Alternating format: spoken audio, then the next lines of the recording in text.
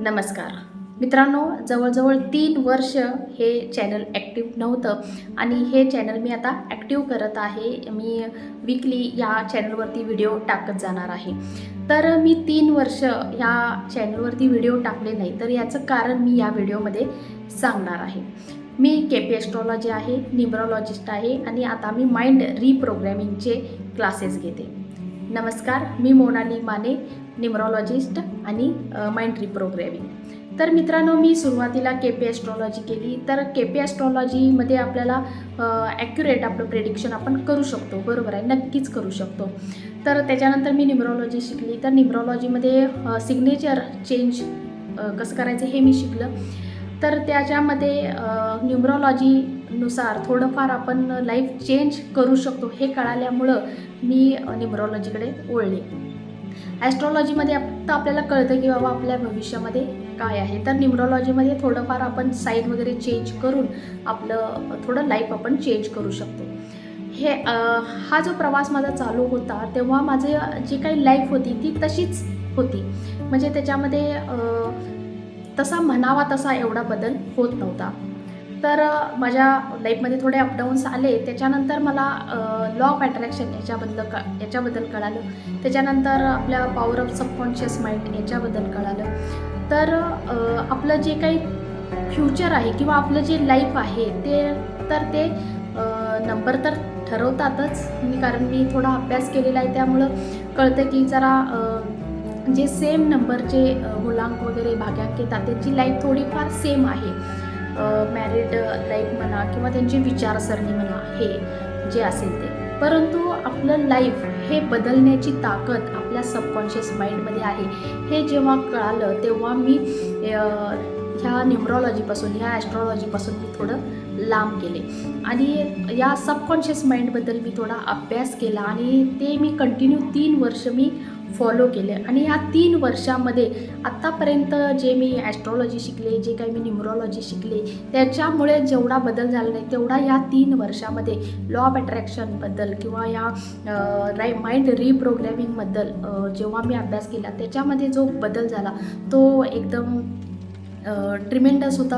आणि हे कोणीही सांगत नाही, परंतु मी हे माझ्या चॅनलवरती सांगते कारण मला कुणालाही फसवायचं नाही आहे. परंतु जेव्हा आपण पॉझिटिव्ह विचार करायला चालू करतो, आपले व्हायब्रेशन पॉझिटिव्ह करतो, तेव्हा नक्कीच या न्यूमरोलॉजीचा, या ॲस्ट्रॉलॉजीचा आपण उपयोग करू शकतो. त्याचा जर चांगला आपल्याला उपयोग व्हायचा असेल तर पहिल्यांदा आपले विचार हे पॉझिटिव्ह असणं खूपच गरजेचं आहे.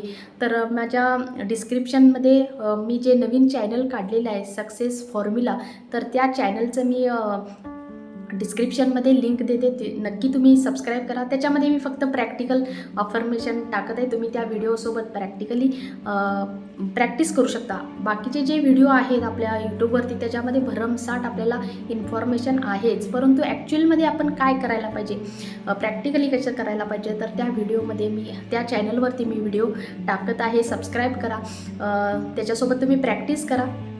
तर जेव्हा मला हे कळालं की आपलं जे काही लाईफ आहे ते सबकॉन्शियस माइंडवरतीच आपलं लाईफ आहे, हे जेव्हा कळालं तेव्हा मी ह्याच्यावरती थोडं काम करायला सुरुवात केले. थोडे पुस्तकं वाचले, थोडे क्लासेस पण केले आणि त्याच्यानंतर मग माझा प्रवास सुरू झाला चेंज ऑफ लाईफमध्ये.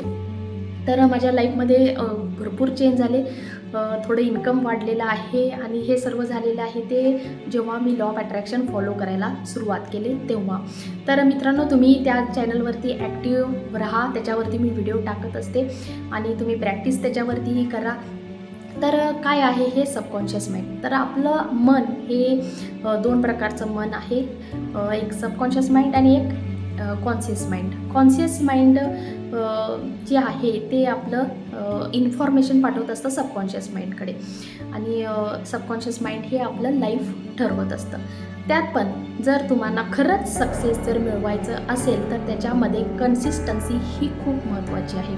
1 महिना केलं, 2 महिना केला, त्याच्यानंतर सोडून दिलं तर आपली ग्रोथ जी होणार आहे ती परत डाऊन होणार आहे. तर ह्या चॅनलवरती मी थोडं त्या सबकॉन्शियस माइंडबद्दल किंवा लॉ ऑफ अट्रॅक्शनबद्दल कमीच बोलणार आहे, जवळजवळ नाहीच बोलणार आहे, कारण हे न्यूमरोलॉजीचं चॅनल आहे.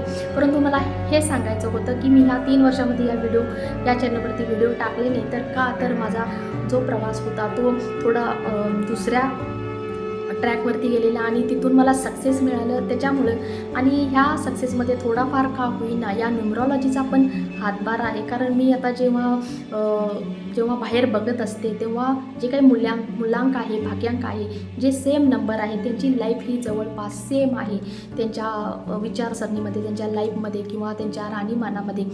तर ह्याचा अभ्यास करून न्यूमरॉलॉजी कुठं ना कुठं तरी ह्याला सपोर्ट करते. आणि ह्या न्यूमरॉलॉजीचा जर आपल्याला जास्त फायदा करून घ्यायचा असेल तर पॉझिटिव्ह विचार हे करणं खूपच गरजेचं आहे. आपले व्हायब्रेशन पॉझिटिव्ह करणं खूप गरजेचं आहे. आणि ह्याच्याबद्दल जर माहिती असेल तर तुम्ही माझ्या चॅनलला नक्की सबस्क्राईब करा, त्याच्यावरती तुम्हाला माहिती मिळत जाईलच. तर मित्रांनो, हा व्हिडिओ तुम्हाला कसा वाटला नक्की कमेंट करून नक्कीच कमेंट करून सांगा. धन्यवाद.